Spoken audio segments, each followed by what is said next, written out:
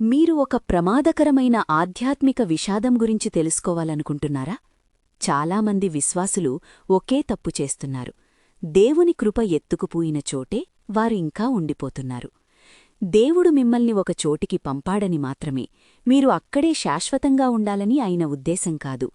కాలం ముగిసినప్పుడు ఆ కాలానికి సంబంధించిన కృప కూడా ముగిస్తుంది. అభిషేకం లిఫ్ట్ అయితే సమృద్ధి కూడా లిఫ్ట్ అవుతుంది. దేవుడు మిమ్మల్ని ఉన్నత స్థితికి తీసుకెళ్లాలంటే ముందుగా మిమ్మల్ని కదిలిస్తాడు. కాని మనం సౌకర్యాన్ని ప్రేమిస్తాం, అలవాట్లకు బానిసలవుతాం. అందుకే పరిశుద్ధాత్మ మృదువుగా చెప్పినప్పుడు వినం. అప్పుడు దేవుడు శబ్దం పెంచుతాడు. మొదటిది, ప్రజల ప్రవర్తన అకస్మాత్తుగా మారుతుంది. ముందు మిమ్మల్ని ప్రేమించినవారు దూరంగా మారిపోతారు. మీరు ఏ తప్పూ చెయ్యలేదు, మీ స్వభావం మారలేదు, కాని వారి ముఖంలో ఉన్న చిరునవ్వు కనిపించదు. ఇదే విషయం యాకోబు జీవితంలో జరిగింది. జేకబ్ తన మామ లాబాన్ దగ్గర 20 సంవత్సరాలు సేవచేశాడు. కాని ఆదికాండము 31 చెబుతుంది, లాబాను ముఖం ఇక ముందులాగా అతనిమీద లేదు. అప్పుడు దేవుడు చెప్పింది ఒక్కటే, వెంటనే బయలుదేరు.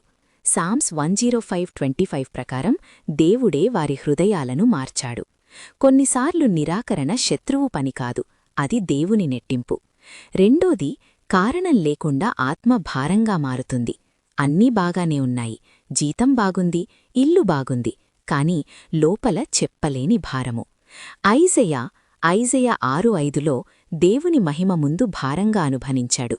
అలాగే ఒక స్థలం మీద ఇకాబోద్ వస్తే మహిమ వెళ్ళిపోయిందని అర్థం. ఆ భారము మీ ఆత్మకు స్మోక్ అలారం. మూడోది, తలుపులు మొండిగా మూసుకుపోతాయి.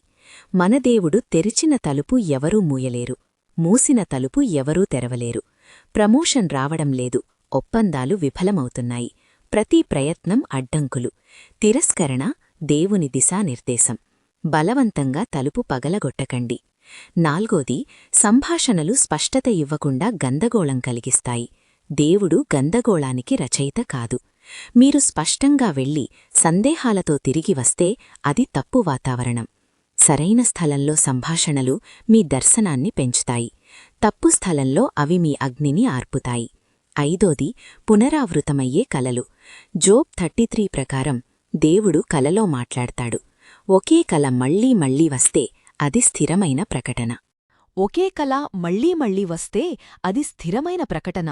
సర్దుకుంటున్నట్లు కలలు, ఇల్లు కాలిపోవడం, మార్గం తప్పిపోవడం, దాన్ని తేలికగా తీసుకోకండి. ఆరవది, ఆనందం క్రమంగా తగ్గిపోతుంది. నెహెమియా చెప్పాడు, యెహోవా ఆనందమే మీ బలం. కీర్తనలు 16:11 నీ సన్నిధిలో సంపూర్ణ ఆనందం. ఆనందం లేకపోతే బలం తగ్గుతుంది, బలం లేకపోతే మీరు సులభలక్ష్యం. ఏడవది, పరిశుద్ధాత్మ నుండి బలమైన అంతర్గత నెట్టింపు. అపోస్తుల కార్యములు 16:6-7లో పరిశుద్ధాత్మ పౌలును ఆపాడు, నిషేధించెను, అనుమతించలేదు. మీరు ఉండాలని నిర్ణయిస్తే లోపల అసౌకర్యం, వెళ్లాలని నిర్ణయిస్తే అకస్మాత్తుగా శాంతి. అది పరిశుద్ధాత్మ దిశానిర్దేశం. చివరగా, దేవుడు మిమ్మల్ని కదిలించడానికి ముందుగా గుసగుసలాడుతాడు. వినకపోతే పరిస్థితులను కదిలిస్తాడు, ఇంకా వినకపోతే మనుషులను కదిలిస్తాడు, చివరికి మిమ్మల్నే కదిలిస్తాడు. కృప ఎత్తుకుపోయిన చోట ఉండకండి, అభిషేకం లేని వాతావరణంలో నివసించకండి. దేవుడు మీను పైకి తీసుకెళ్లాలనుకుంటున్నాడు, కాని ముందుగా మీరు కదలాలి. ప్రార్థన చేసుకుందాం, కళ్ళు మూసుకోండి. ప్రభువా, నా జీవితంలో ముగిసిన కాలాలను గుర్తించే జ్ఞానమివ్వు. కృపలేని చోట ఉండకుండా నన్ను కాపాడు. నీ పరిశుద్ధాత్మ స్వరాన్ని స్పష్టంగా వినే హృదయమివ్వు. నాకు సరిపోని స్థలాల నుండి నన్ను ధైర్యంగా బయటకు నడిపించు. నీ సంపూర్ణ చిత్తంలో నన్ను నిలబెట్టు. యేసునామంలో ప్రార్థిస్తున్నాను, ఆమేన్.